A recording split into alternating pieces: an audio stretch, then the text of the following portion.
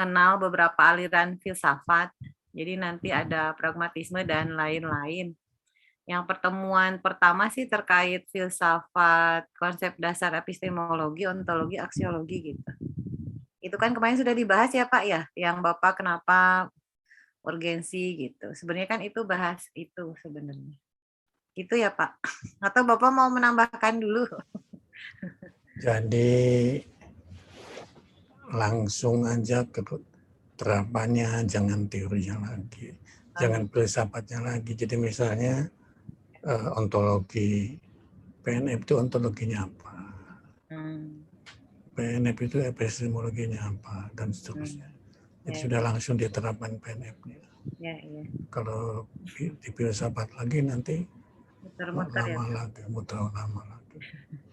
Supaya nanti ontologinya itu jelas. Oh, kalau mau meneliti PNF, ontologinya ini, bidang-bidangnya ini dan sebagainya. Gitu aja. Ya. Nggak usah repot-repot, gitu aja. Gitu ibu-ibu ya. Jadi mungkin langsung ke apa sih epistemologi dari PLS, ontologi sama aksiologinya. Jadi mau langsung satu orang tiga atau satu-satu ya biar pemahamannya lebih mendalam. Baiknya gimana Pak? Karena yang berbagai macam filsafat kan berarti nggak usah dikaji lagi karena sebenarnya sudah ada ya dulu di S1.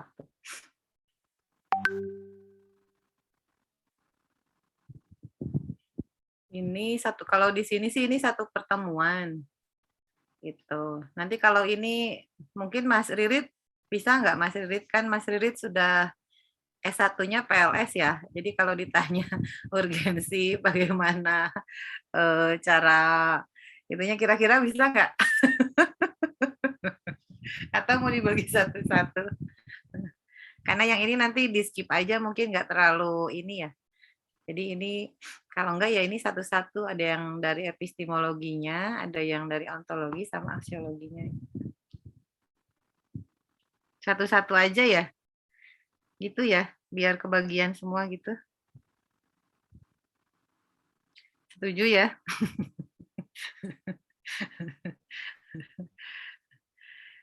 Yang epistemologi siapa? Epistemologi langsung PNF gitu, PLS. Nanti yang ontologinya kan Bu Yeni nggak masuk ya. Mungkin bertiga dulu Bu Heni, Mas Riri sama Mas Rifaat gimana?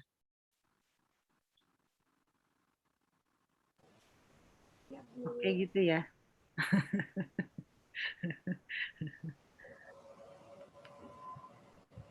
Jadi nanti yang ini kita loncati, langsung masuk ke tadi dasar-dasar pilar PNF, bukunya dari David Ivan apa ya, yang learning to know, learning to do, learning to be, sama learning to live together. Nah itu dilihat filosofinya apa.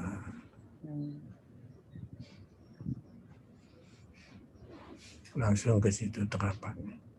Ya. Gitu ya. Seperti learning to be itu kan bagaimana manusia menjadi manusia. Itu filosofinya ya jelas humanisme, misalnya gitu. Bu Puji kan lebih hafal yang masalah-masalah itu. Nah itu contohnya. Jangan sulit-sulit tuh Mas Maret ada pegang kepalanya itu dia.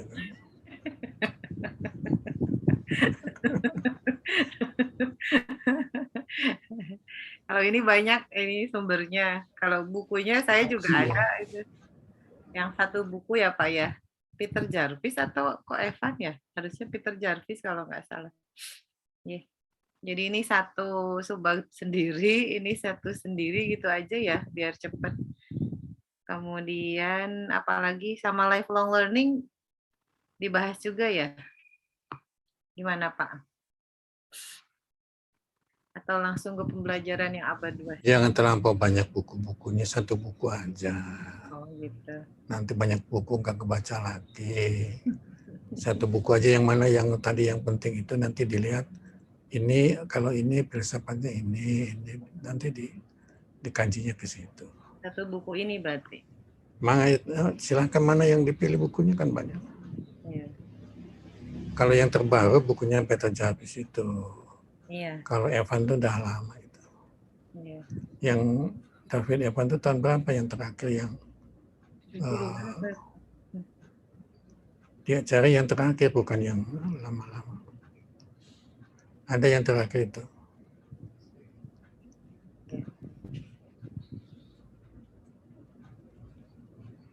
Gitu.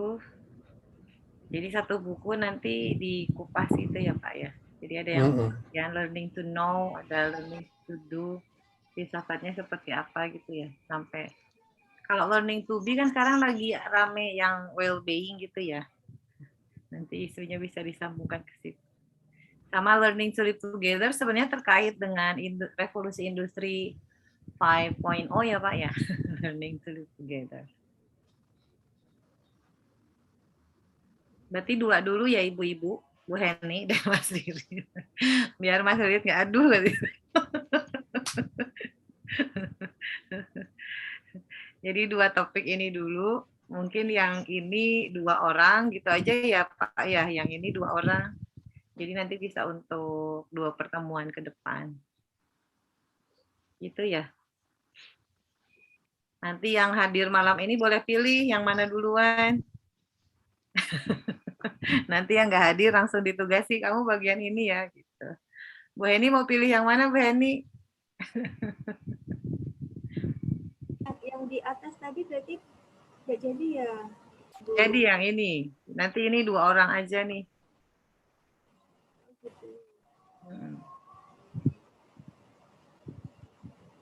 Atau yang ini Bu Heni sama Mas Ririt gitu ya. Nanti yang bawah Bu Yeni sama Mas Rifat gitu ya. Ya gitu ya. Jadi nanti minggu depan kita bahas 2 ini. Yang minggu depannya Mas Rifat sama Bu Yeni mudah-mudahan sudah bisa gabung. Kalau nggak salah ini sih bukunya yang PDF belum ada, tapi mungkin artikel-artikelnya banyak. Sofian juga sudah kirim buku lagi.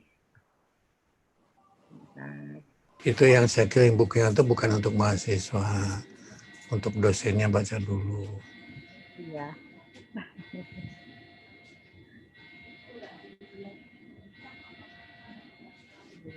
Ya, dilanjutlah monitor. Bentar Pak, bukunya Bapak yang dikirim.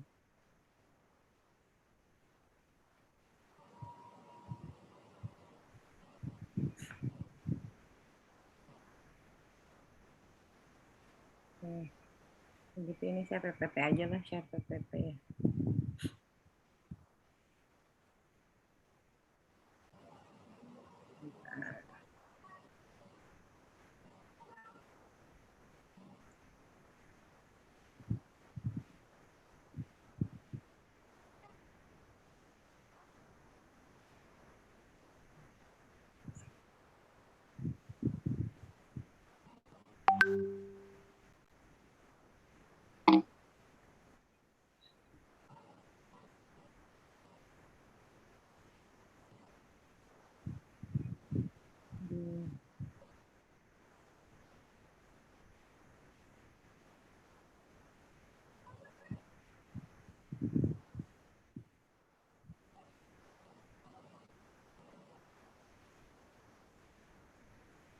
Ini nanti mungkin bisa dijadikan bahan untuk Mas Ririt sama Bu Heni sebenarnya.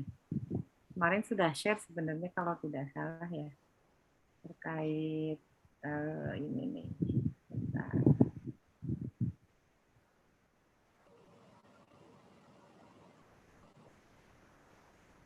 Ya, sudah kelihatan ya Bu Heni ya. Kemarin kan sebenarnya ada buku yang Philosophy of Educational itu ya, yang di-share. Jadi sebenarnya mungkin kalau yang bukan background-nya pendidikan, kayak Mas Rifat itu kan dari filsafat ya. Ikut matrikulasi nggak ya Mas Rifat ya? Saya lupa. Karena kalau yang reguler kan biasanya kalau yang bukan dari S1-nya pendidikan itu harus ikut kelas matrikulasi begitu. Jadi kenapa kemudian kemarin dibagi buku terkait tentang pendidikan, sebenarnya untuk merecalling kembali terkait apa sih namanya, definisi dari pendidikan itu sendiri. Kemudian kalau tadi Prof. Yoyon menyampaikan ini ya mungkin yang nanti dibahas, tapi kemudian lebih ke implementasinya langsung gitu ya, terkait ontologi, epistemologi, sama aksiologi. Jadi nanti misalnya manfaat kegunaan dari pendidikan non formal seperti apa, nilai-nilai yang dipakai dalam pendidikan non formal seperti apa. Jadi nanti kalau karena Mas Ridit di S1, saya pikir tidak akan kesulitan gitu. Kan ada konsep dasar PNF kalau masih ingat ya Mas Ridit. Udah berapa tahun gitu ya. Nanti dibaca-baca lagi terkait PNF, atau dibilang juga kadang ada yang bilang kita prodinya kan masih PLS, kemudian ada yang bilang juga PENMAS.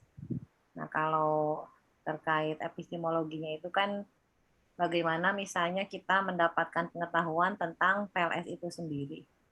Saya dulu pernah menulis buku bersama-sama Prof. Ishak kalau nggak salah, itu ada terkait kayak action research untuk pendidikan non formal. Bukunya itu ada di perpustakaan kalau nggak salah Mas Riri.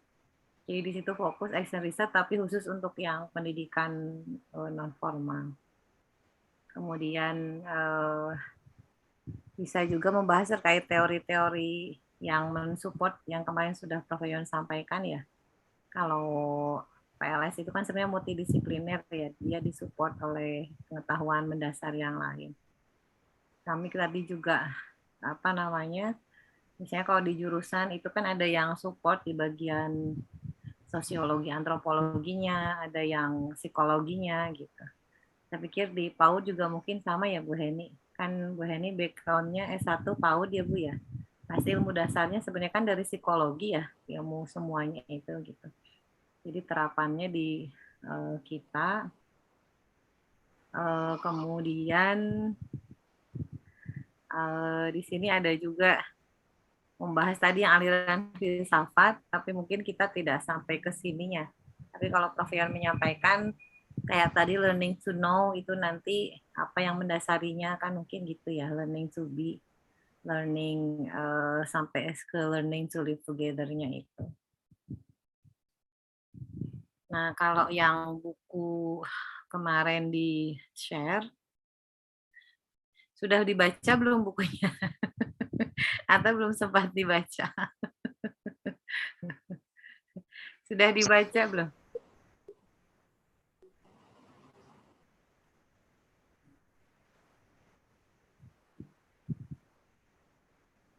Oh gitu.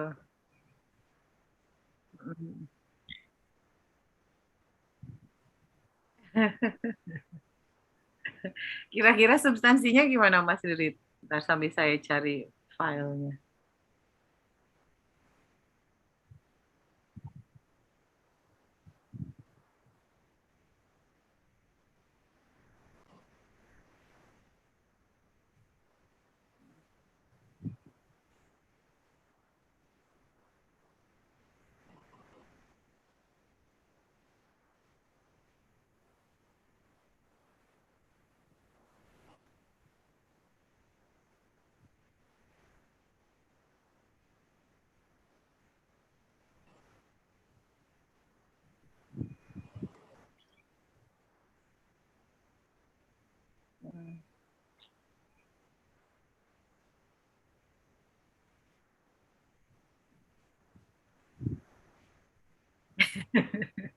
Knowing that, knowing how, sama believing gitu ya.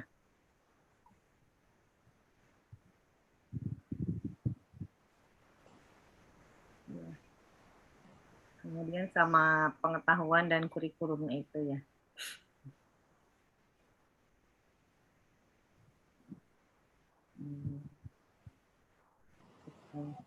Ini kan ada beberapa chapter bukunya itu ya, sampai ke yang terakhir itu ada yang filsafat Social Philosophy of Education ya. Jadi dia membahas tentang equality and education, freedom, demokrasi, sama conclusion. Yang menarik, saya pikir yang tadi Mas Read Knowledge and Curriculum itu knowing that, knowing how, sama believing itu sebenarnya mungkin dia terkait dengan tadi ya pilar-pilar pendidikan apa itu namanya pendidikan non formal yang tadi learning to know gitu. Jadi dia memperbaharui. Ini kan bukunya tahun berapa sih sebenarnya nih bukunya? Publis pertamanya 82 tapi dia di apa namanya direvisi yang terbaru 2010 gitu. Jadi buku lama. Nah, kemudian kalau Bu Heni sudah baca Bu bukunya kebagian chapter berapa kemarin Bu?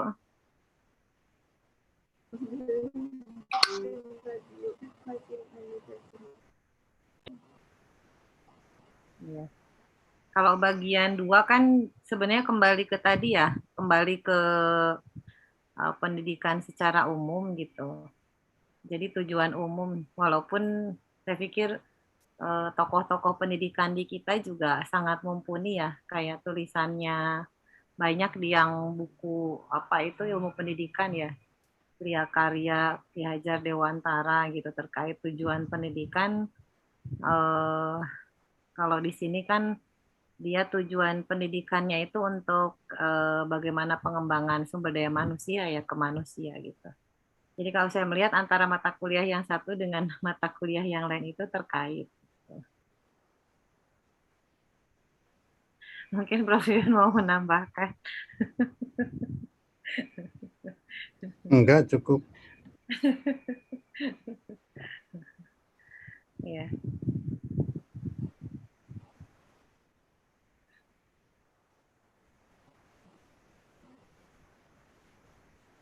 Gitu. Karena di sini ada Social Philosophy of Education. Karena kita dulu kan mungkin pendidikan sosial ya Pak ya. Yang sekarang larinya banyak ke fisik tuh.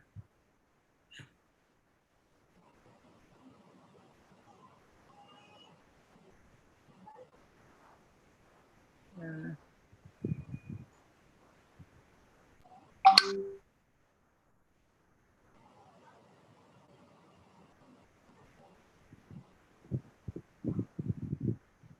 Ya, di buku ini juga nanti membahas terkait itu ya, perbedaan antara education sama teaching. Kemarin kalau nggak salah kan sudah pernah diputarkan juga apa sih bedanya ketika kita mengajar dan mengedukasi. Jadi kalau kita melihat fenomena saat ini kan lebih banyak guru itu bukan hanya mendidik ya, tapi sebatas mengajar gitu. Karena hanya transfer of knowledge gitu, tapi dia kurang transfer of value. Karena salah satu ciri khas dari pendidikan itu kan bagaimana mentransfer pendidikan nilainya gitu kan, moralnya.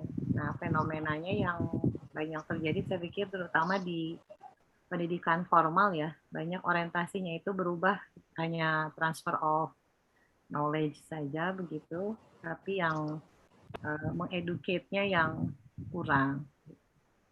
Jadi mungkin itu juga yang harus jadi pemikiran bersama sehingga banyak waktu tahun berapa ya 2014 kalau tidak salah itu kan saya meneliti tentang homeschooling. Nah, yang menarik justru para orang tua yang memilih homeschooling itu karena dia tidak puas dengan sistem pendidikan yang ada gitu sehingga dia memilih homeschooling karena dirasa bisa memfasilitasi kebutuhan putra-putranya. Jadi saya pikir pendidikan alternatif atau yang pendidikan luar sekolah itu ya menjadi penting juga karena dia bisa memberikan pendidikan alternatif yang tidak hanya ke pendidikan formal saja. Lagi kemarin waktu FIPJIT ya, Pak siapa itu yang Pak Muhajir atau apa ya, yang mengarahkan ke terintegrasinya pendidikan formal dan non formal. Dan ke depan mungkin katanya justru yang banyak dikembangkan itu adalah pendidikan calon orang tua. Kemarin dibahas itu menjadi apa, katanya kemungkinan akan menjadi tren isu karena adanya kasus stunting secara nasional kan tinggi. Jadi kasus stunting itu apa namanya, kalau kemarin beliau menyampaikan kadang bukan karena orang tua tidak mampu, karena banyak juga kasus stunting itu yang justru dialami oleh keluarga-keluarga yang berada, tapi karena ketidaktahuan orang tua akhirnya si anaknya malah bisa kurang gizi. Sehingga kemarin kalau dalam diagram bulat itu ya Mas Rid, waktu kita di FIPJI beliau menyampaikan ada isu yang akan dikembangkan ke depan itu adalah pendidikan keluarga, justru bukan tidak hanya kepada orang tua yang sudah punya anak gitu, tetapi juga justru calon orang tua. Nah, saya pikir itu kenapa di PLS itu salah satu bidangnya Bu Heni ada pendidikan keluarga ya. Kan kalau apa namanya, kalau dulu PAUD juga sebenarnya bagian dari bidang yang dikaji di pendidikan luar sekolah ya. Hanya pas tahun-tahun terakhir aja dia yang berpindah ke secara mandiri gitu kan, program studi sendiri. Karena dulunya bagian salah satu bidang yang dikaji di prasekolah juga. Karena secara filosofi sebenarnya anak PAUD juga kesulitan diarahkan untuk secara formal, karena kan pendekatannya memang masih informal non formal. Jadi nanti mungkin membahas juga nanti bisa ke arah sana ya Mas Ririt, kenapa kita butuh ada tadi filosofi lifelong learning, kemudian ada dari anak usia dini sampai lansia kenapa kita kaji ya karena ada filosofi itu juga, ada lifelong learning. Begitu. Biar Prof Yoyon gantian. Bapak mau menambahkan? Enggak, cukup. Lanjut aja.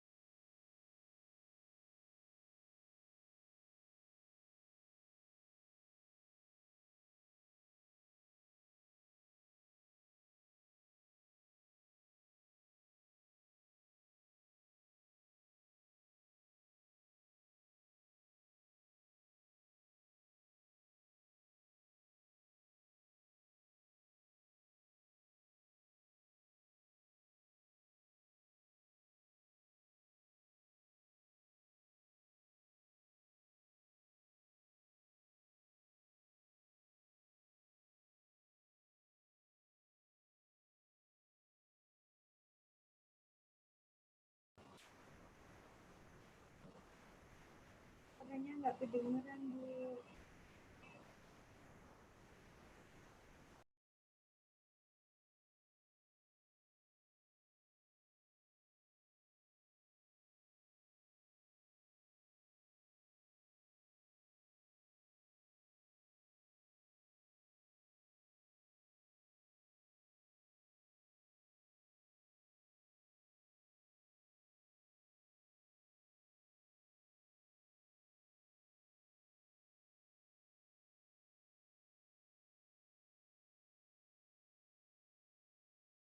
Mohon maaf.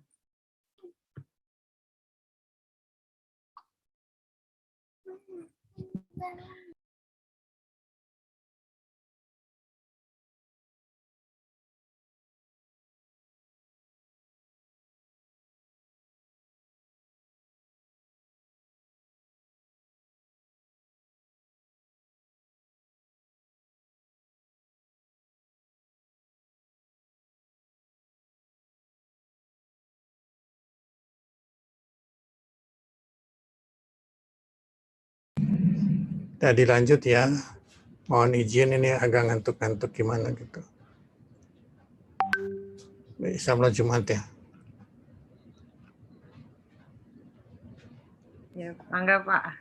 Ya, Waalaikumsalam.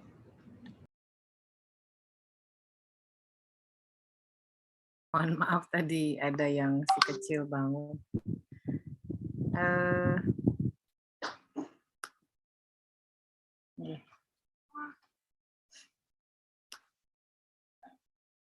Nggih.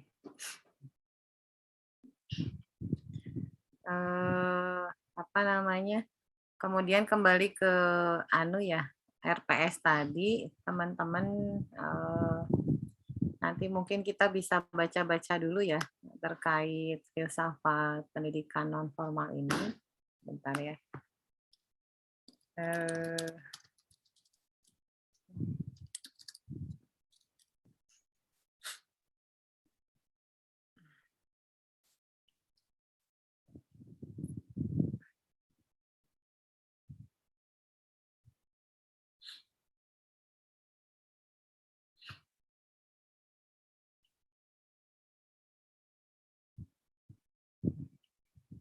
Jadi kalau kita melihat sejarah pendidikan non formal sendiri, terutama di Indonesia ya. Jadi Bu Heni dengan Mas Ririt, kalau di Jogja itu memang di awal banyak berkembang pendidikan sosial, tapi kalau di Bandung memang sudah larinya ke pendidikan masyarakat. Kemudian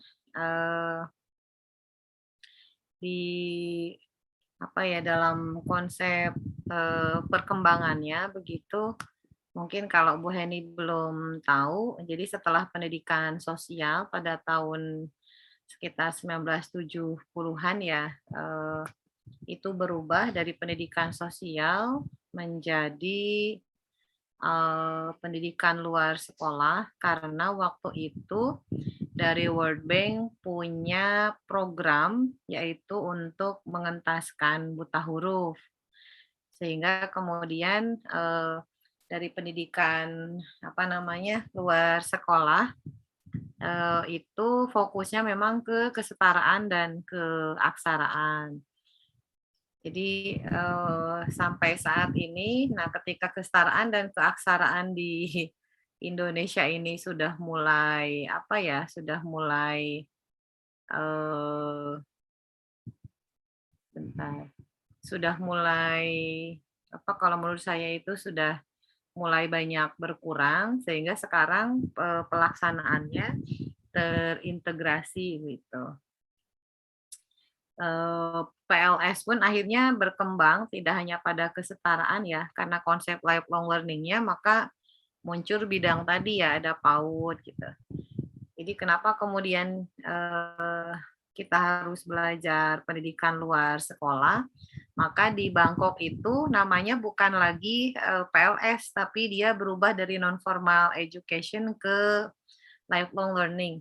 Bahkan yang saya dengar nanti kita, karena universitas itu berbadan hukum ya Mas Rit, jadi nama kita nanti bukan jurusan, tapi departemen. Jadi satu departemen ada program studi gitu. Jadi ada program studi S1, S2 dengan apa namanya, dengan S3. Jadi konsep RPL ini juga sebenarnya memfasilitasi ini Bu Heni, lifelong education ya, pendidikan sepanjang hayat. Karena dulu sebelum ada RPL, orang yang bisa merasakan perkuliahan PTN di negeri itu kan hanya sebatas fresh graduate ya, terutama di S1. Karena kan ada aturan yang hanya boleh 3 angkatan ya, kalau tidak salah ya, 3 angkatan terakhir. Setelah lewat, dia udah nggak bisa daftar lewat SBMPTN gitu. Nah, lewat program RPL, jadi sebenarnya di satu sisi kebijakan Pak Menteri menutup Direktorat Pendidikan Non Formal, ya sedih juga gitu ya, sampai berdemo-demo dulu, tetapi saya menangkap ruhnya itu ya dijalankan melalui RPL ini, sehingga teman-teman kan dalam tanda petik menurut saya lebih mudah bisa diterima di PTN gitu, karena kita lewat pintu samping kan, bukan lewat pintu utama. Karena kalau lewat pintu utama ya sebenarnya agak berat lah buat kita yang sudah bekerja kan, karena tesnya itu ada tes potensial akademik, ada tes, kalau saya dulu tuh ada beberapa tahap. Kalau S2 sih cuma tes tertulis kan, ada bahasa Inggris, kemudian ada potensial akademik, bahasa Indonesia sama apa gitu. Kalau kita berkompetisi dengan yang muda-muda kan kita udah lupa-lupa ya Bu Heni. Mas Ririt udah kerja, udah kayaknya berat lah gitu ya. Walaupun saya dari dulu tuh, ayo Mas Ririt daftar gitu ya, support untuk segera S2 sebenarnya dari dulu. Tetapi kan buat kita yang bekerja nggak mudah juga gitu untuk melewati fase itu. Sehingga semangat RPL ini sebenarnya ya memang memfasilitasi untuk orang itu ya berhak mendapatkan layanan pendidikan. Bahkan kalau di luar negeri, orang yang di penjara pun boleh gitu kuliah lagi. Kalau di kita kan kalau kena kasus malah udah aja nggak bisa mendapatkan pendidikan kan, iya kan? Kalau di kita, ya kalau di luar negeri sekalipun di penjara, dia kemudian mau ngambil kuliah gitu ya, ya diperbolehkan ya. Jadi kalau nggak salah siapa ya? Kalau di kita kan nggak bisa, jangankan masuk penjara ya, anak SMA terkena kasus apa ya, MBA aja kan dikeluarkan dari sekolah kan gitu ya. Jadi itu yang kemudian mungkin sekarang bagaimana difasilitasi bahwa setiap orang itu yang sebenarnya bisa belajar. Nah, karena mungkin di kita tuntutan moralitasnya kan lebih tinggi gitu kan, sehingga kadang menutup hak seseorang untuk tetap bisa mengakses pendidikan.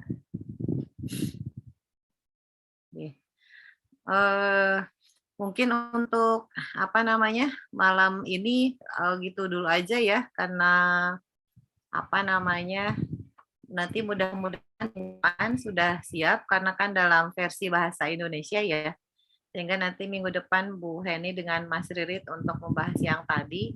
Nanti PPT-nya bisa saya kirim ke Mas Ririt ya, bisa untuk tambahan. Referensinya bisa sebenarnya yang versi bahasa Indonesia ada bukunya Pak Ong Komar, Mas Ririt, di jurusan kalau nggak salah ada filsafat pendidikan non formal. Prof. Ong Komarudin. Nanti mungkin saya bawain aja, tak simpen di apa namanya, jurusan punya kalau nggak salah dulu itu ya, filsafat pendidikan non formal. Jadi Prof. Ong Komarudin, dosen UPI. Itu bisa dijadikan rujukan. Karena yang versi PDF-nya nggak ada, karena beliau hanya versi ininya aja. Saya pernah baca gitu, pernah nata buku, rasa-rasanya ada di jurusan filsafat pendidikan non formal. Waktu itu satu paket dengan bukunya Pak Juju Sujana, Mas Ririt, kayaknya di lab gitu, ya nanti bisa dicari. Ini selamat bergabung ini Mas Rifaat. Mau ditutup ya? Ya Bu.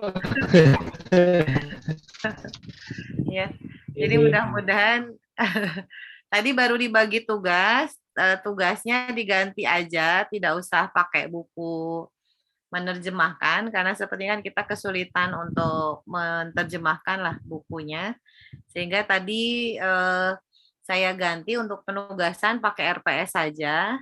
Tema-temanya tadi Bu Heni dengan Mas Ririt kebagian terkait implementasi langsung ya, filsafat PLS dari sisi epistemologinya seperti apa, aksiologi sama ontologinya. Nanti kalau Mas Rifaat dengan Bu Yeni kebagian membahas bukunya Peter Jarvis tentang learning to do, learning to know dulu, learning to know, learning to do, sama learning apalagi ya, to be, sama learning how to live together gitu.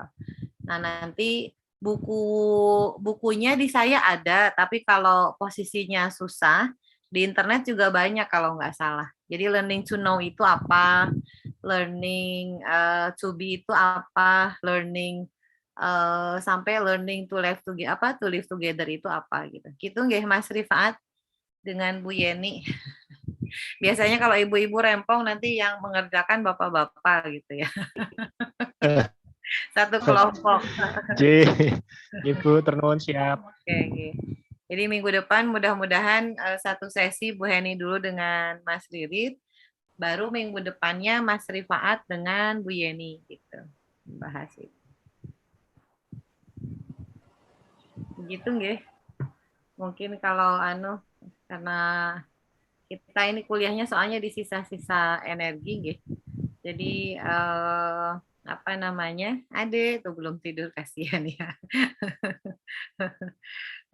Gitu ya.